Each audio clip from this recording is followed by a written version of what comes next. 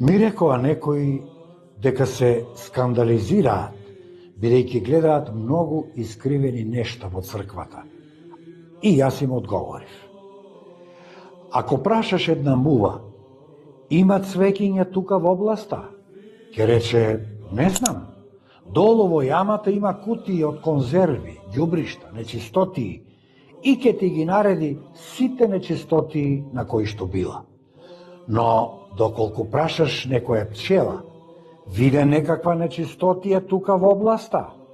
Ке ти рече, нечистотија? Не видов никаде. Тука местото е полно со миризливи цвеќиња и ке ти наброи еден куп цвеќиња од градината, од полето и така натаму.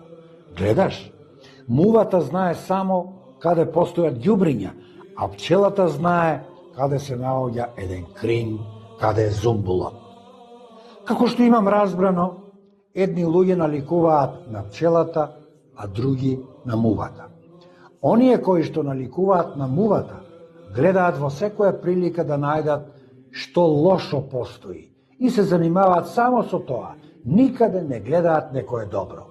Оние кои наликуваат на пчелата, секаде го наоѓаат доброто што постои. Оштетениот човек оштетено размислува, се зема од лево, се гледа наопаку, а оној што има добри помисли, што и да види, што и да му кажеш, ќе постави добра помисла.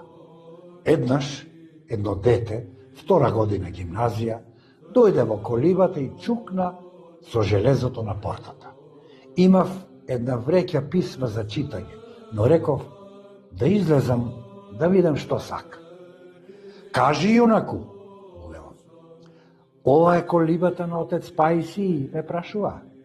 Го барам отецот Паисиј. Ова е, но тој не е тука. Отиде да купи цигари, му велам. Очигледно отишол некого да услужи, ми одговара со добра помисла. За него отиде да си купи, му велам. Му беа завршиле и како да полуде по цигари. Мене ме остави тука сам, па нито знам кога ќе се врати. Ако видам дека доцни, ќе станам да си одам. Му се насолзија очите и повторно со добра помисла рече. Го заморуваме старецот. Зошто го бараш? Го прашувам.